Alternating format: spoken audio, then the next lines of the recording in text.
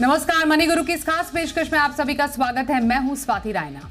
आज हम बात ऐसी पीढ़ी की करेंगे जिसमें से कुछ बच्चे कमाई की शुरुआत कर चुके हैं और कुछ जल्द ही अपनी पहली कमाई भी करेंगे। ये है जेन जी, जिन्हें जूमर्स भी कहा जाता है। आज बताएंगे कैसे जेन जी अपने खर्च और बजट में तालमेल बिठा सकते हैं, अपने शौक पूरे करने के साथ साथ निवेश भी कर सकते हैं।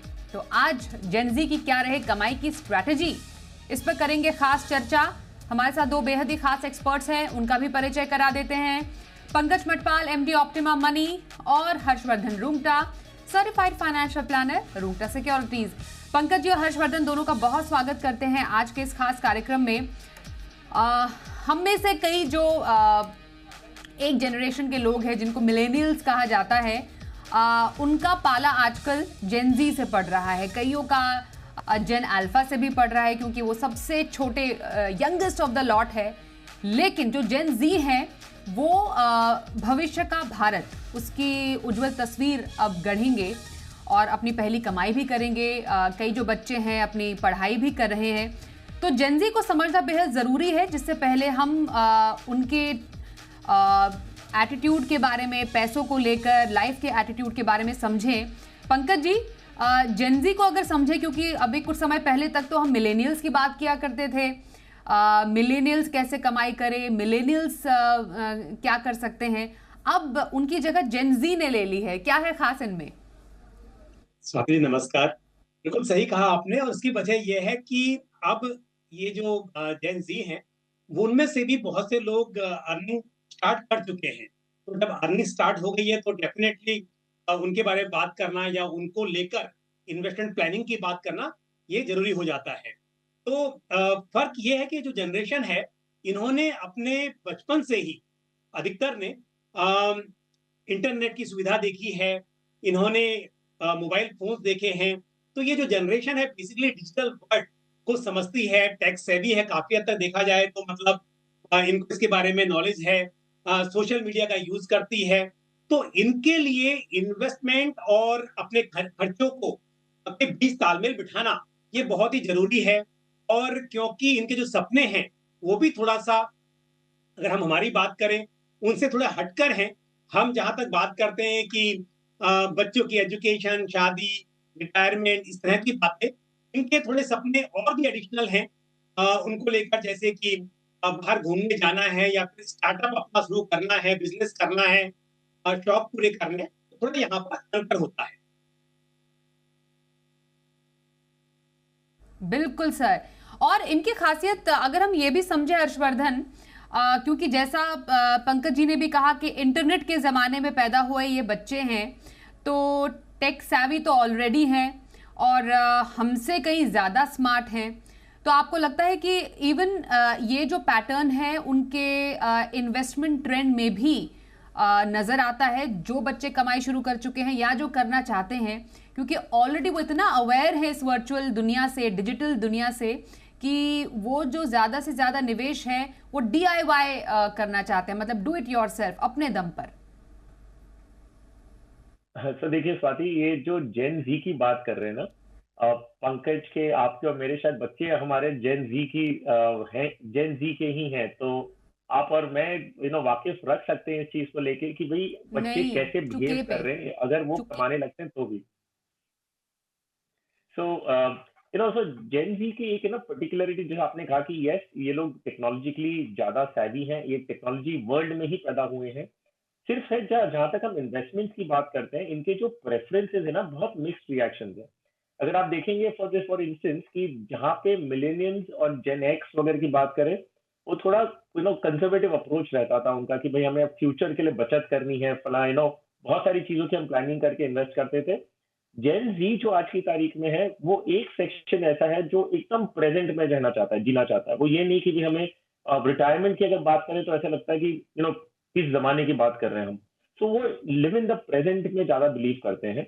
नेवरदलेस अगर कमाने लगे हैं तो इनके पास एक इतना अच्छा गोल्डन अपॉर्चुनिटी है कि ये एक लॉन्ग टर्म वेल्थ क्रिएशन या उनके जो भी सारे फाइनेंशियल गोल्स हैं, वो अगर अच्छी तरह से शुरुआत करें, अपनी पहली इनकम से अगर बचत करना शुरू करें, तो इनके लिए रास्ता आगे जाते हुए बहुत आसान हो सकता है। तो अगर आप एक नए कमाते हुए फ्रेशली अर्निंग है, कमाना शुरू किए हैं, एक फंडामेंटल रूल आप बना लें कि जो भी आप कमाते हैं उसका 20% अगर आप सेव करें, आप खर्चे के लिए मत करें, 20% आप साइड में रख दें आपके गोल्स मीट करने के लिए। आपके हो सकता है इमरजेंसी फंड बनानी हो, हॉलीडे पे जाना हो, या long term medium term goals हैं, कुछ भी एक तय कर लें और उसके लिए आप सेव करने के लिए 20% ही खाली रखेंगे तो काफी है। 80% से आप करिए जो करना है आपको जिस तरह के खर्चे करने करें। तो अगर ऐसा एक रूल बना के अगर जेन जी जो कमाने लगे हैं, जो आपका स्पेसिफिक क्वेश्चन था, जो कमाने लगे हैं अगर वो करें, तो इनके लिए ये गोल्डन अपॉर्चुनिटी है कि पावर ऑफ कंपाउंडिंग का जो रियल बेनिफिट है वो ये पूरी तरह से उठा पाएंगे, क्योंकि अभी उनके पास एकदम एग्जैक्टली वही टाइम है जब ये अपनी कमाई की शुरुआत करें, और अभी से बचत करना शुरू करें तो एकदम इनके लिए फायदेमंद रहेगा। बिल्कुल। और जो कुछ लक्ष्य है पंकज जी, वो जो आजकल की पीढ़ी है उनके माता पिता और उनके जो ग्रैंड पेरेंट्स हैं उनसे काफी अलग हैं। जैसे हर्षवर्धन ने भी जिक्र किया, आज में जीना चाहते हैं बच्चे, अपने शौक पूरा करना चाहते हैं। तो कौन से अलग लक्ष्य, जो ऑफकोर्स जो लंबी अवधि के लक्ष्य है रिटायरमेंट प्लानिंग वाला, वो तो हमेशा रहेगा ही, लेकिन और कौन से लक्ष्य हैं जो आजकल के बच्चों के लाइफ में जुड़ गए हैं फाइनेंशियली? बिल्कुल। ये स्वाति जी, जैसा अभी हर्ष ने भी कहा, मैं बिल्कुल सहमत हूँ इस बात से कि एक तो वजह ये है कि उनके पास खर्च करने के लिए बहुत सारे ऑप्शंस हैं। यदि पहले की बात की जाए तो शायद उतनी चॉइसेस नहीं थी जितनी आज है, और आज की तारीख में देखा जाए तो खर्चों को रोकना ये भी मुश्किल काम हो गया है। क्योंकि ऑनलाइन शॉपिंग के ज़माने में ज़्यादा आसान होता है शॉपिंग कर पाना, उसके कंपैरिज़न में कि हम जाते थे शॉप पे और फिर कुछ बाय करते थे। तो इसके लिए ये भी एक वजह है। और दूसरी बात जो आपने कहा कि शौक की ज़रूरत की बात या फिर गोल्स को लेकर, रिटायरमेंट के लिए वेल्थ क्रिएट करना ये तो डेफ़िनेटली सबके मन में है, चाहे हम जेन ज़ी की बात करें या फिर मिलेनियल या उससे पहले। लेकिन अब वो जल्दी रिटायर होना चाहते हैं, और रिटायरमेंट ऐसा नहीं है कि काम छोड़ देना है, लेकिन हॉबीज परस्यू करनी है, अपने चॉइस का काम करना है, स्टार्टअप करना है। कई के मन में ऐसा भी रहता है कि 10-12 साल जॉब करेंगे, एम्प्लॉयमेंट लेंगे और उसके बाद में अपना खुद का कुछ व्यवसाय शुरू करेंगे। तो इस तरह की चीजें मन में काफी हैं। तो इनको लेकर फिर दूसरी बात, जो सपना पहले होता था कि एक गाड़ी लेनी है, अब गाड़ी लेनी तो है और जल्दी-जल्दी चेंज भी करनी है, तो ये भी चीज़ें बदल गई हैं। तो इस तरह से अपग्रेड करना लाइफ़स्टाइल को, और रिटायरमेंट जल्दी लेना या फिर अपने चॉइस का काम करना, तो इनके लिए भी आपको अलग से बजटिंग करनी है, क्योंकि आपने एक बार गाड़ी लेनी है, वो एक चीज़ थी। लेकिन आपको फ्रीक्वेंटली चेंज करनी है, तो उसके लिए भी आपको प्लानिंग करनी पड़ेगी। तो आपकी प्लानिंग में थोड़ा-सा मतलब थोड़े बदलाव करने होंगे। दूसरी बात स्वाति जी, बहुत ही इम्पोर्टेंट यहाँ पर ये भी है कि अ, आज की जो जनरेशन है, वो चाहती जल्दी पैसा बने। तो वेल्थ क्रिएट करना ये उनके मन में ज़रूर रहता है। हम जो बात करते थे कि लॉन्ग टर्म की बात करेंगे और कंपाउंडिंग होगी, उसका बेनिफिट मिलेगा। लेकिन जो हम मन की बात करें बच्चों की या फिर ऐसी जनरेशन की, वो जल्दी पैसा कमाना चाहते हैं। तो टेस्ट मैच नहीं, अब 2020 फॉर्मेट में खेलना है, वो उनको देखना पसंद है, इस तरह से पैसा बनाना है। तो इन बातों को ध्यान में रखते हुए उनको प्लानिंग करनी चाहिए कि भले ही अ, आप वेल्थ क्रिएट करना चाहते हैं, लेकिन पेशेंस ज़रूरी है, आपको एसेट एलोकेशन करना है, डाइवर्सिफिकेशन पर ध्यान देना है, इन बातों को ख्याल में रखना होगा। एब्सोल्युटली। अब जो बच्चे हैं जो कि अभी पढ़ाई कर रहे हैं हर्षवर्धन, उनकी अपनी पढ़ाई का भी खर्च है डेफिनेटली।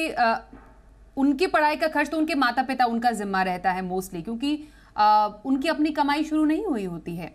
पर फिर भी जो पढ़ाई का खर्च है, कई जो बच्चे हैं जैसे जो विदेश में पढ़ने जाते हैं, वो खुद पार्ट टाइम जॉब करके कोशिश करते हैं कि अपना एजुकेशन लोन उतार दें, या बच्चे इतने स्मार्ट हो गए हैं कि वो कम उम्र से ही कमाई करने की शुरुआत भी करते हैं।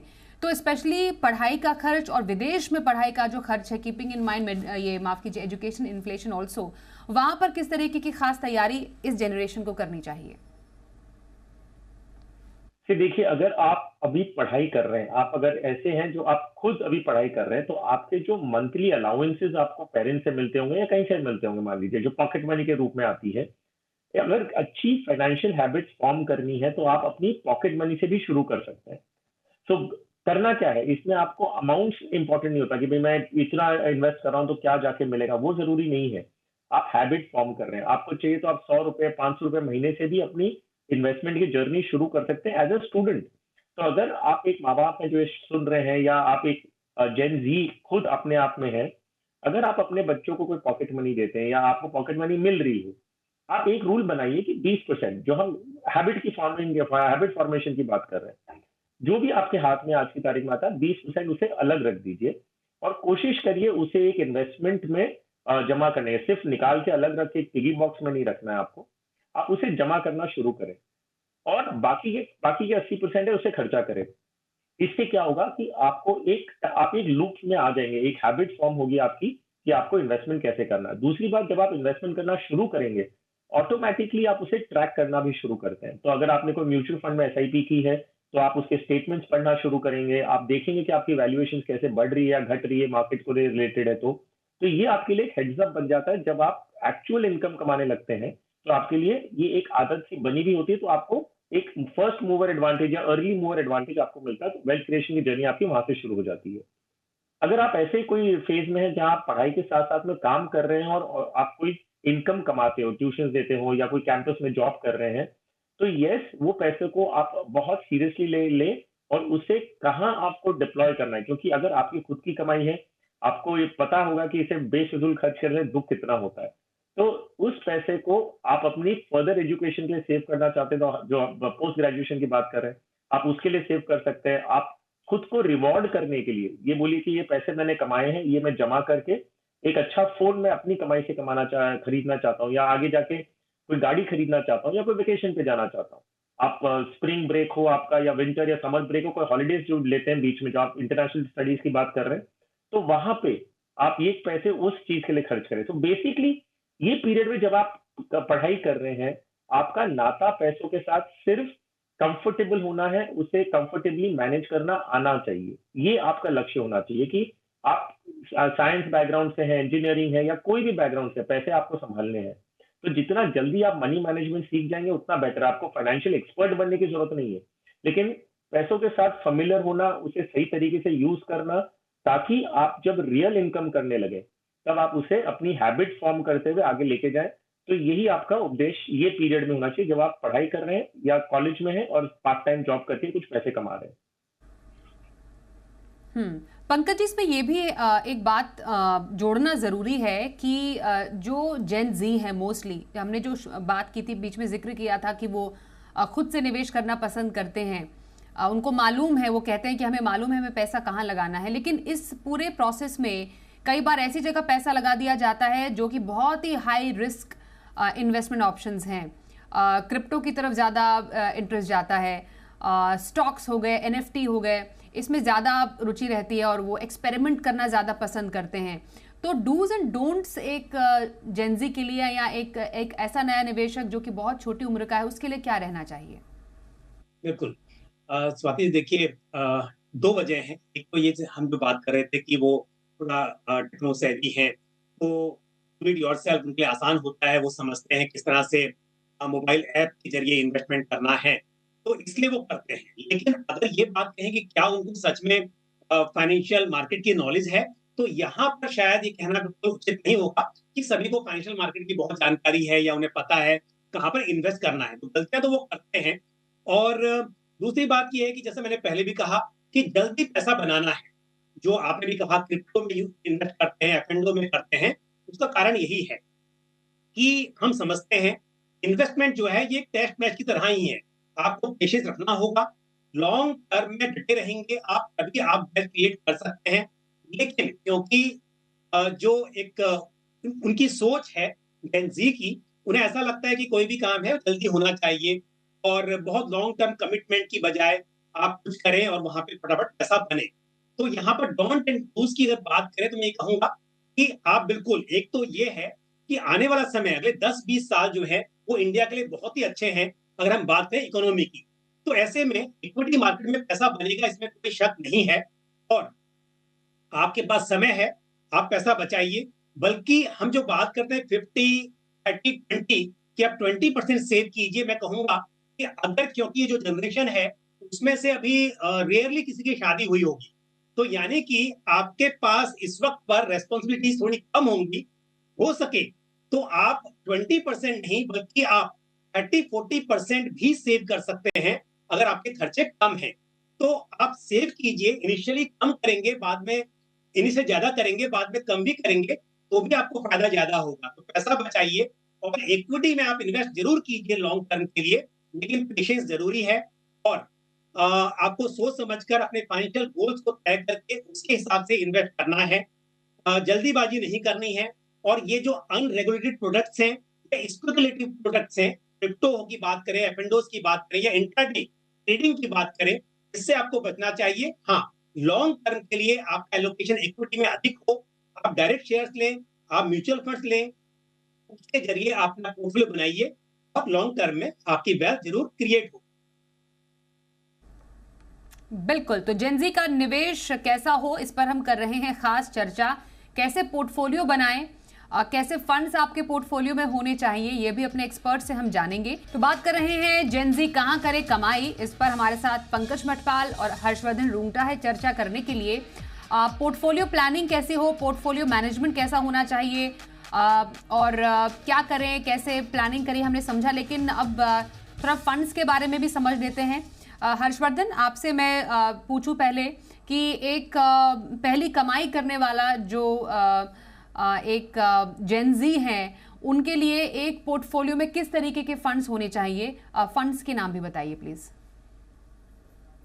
जी हाँ स्वाति, पहला एक क्वेश्चन पॉइंट बताना चाहूंगा कि जेनजी जनरली बहुत इम्पेशेंट होते हैं, उन्हें सब कुछ बहुत जल्द जल्द चाहिए होता है, तुरंत रिटर्न चाहिए होते हैं। तो जो भी स्कीम्स या जो भी इन्वेस्टमेंट की हम बात करेंगे वो लॉन्ग टर्म इन्वेस्टमेंट्स में वेल्थ क्रिएट करेंगे।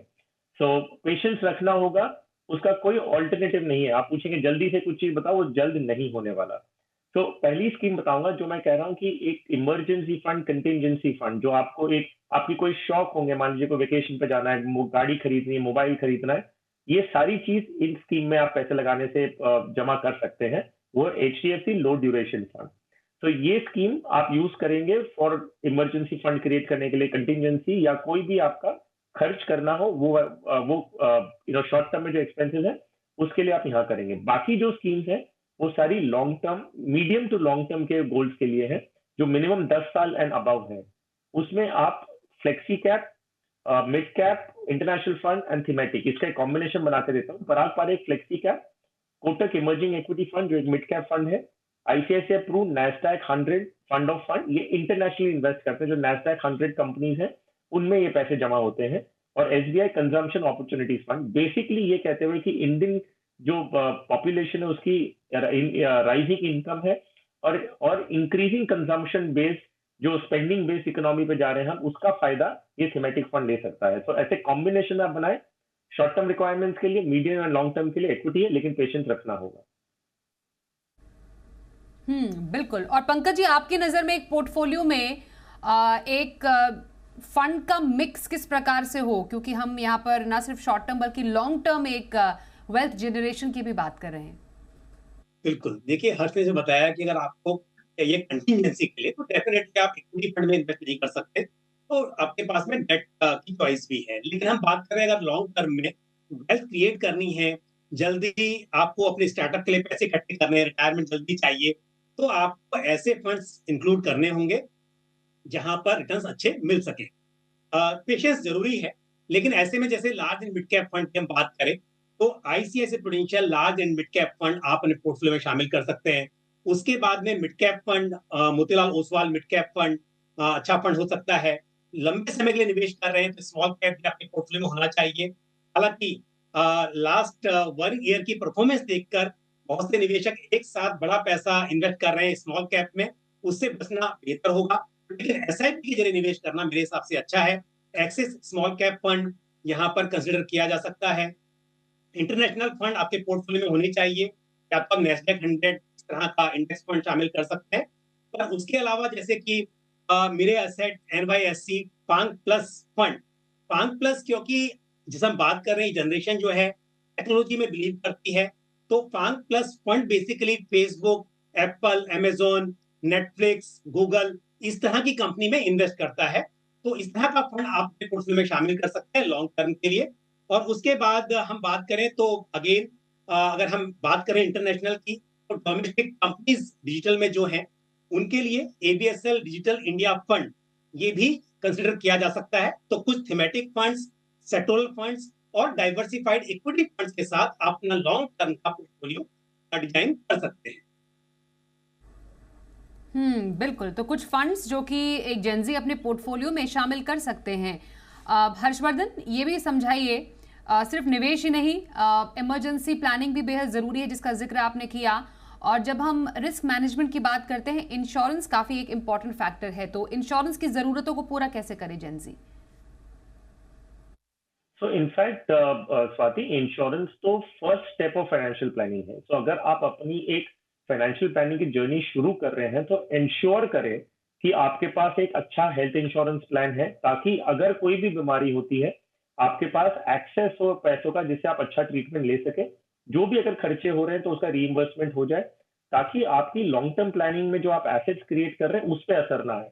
तो आपको ऑफकोर्स एक हेल्थ इंश्योरेंस लेना है। अगर आप कमाते हुए हैं, आप अर्निंग मेंबर हैं, मतलब earning member in the sense अगर आप इनकम जनरेट कर रहे हैं, आप पे कोई डिपेंडेंट नहीं भी हो, तो इट्स नॉट कि आप एक टर्म प्लान नहीं ले सकते। आपको आगे जाते हुए टर्म प्लान लेना होगा जब आप अपनी फैमिली बढ़ाएंगे।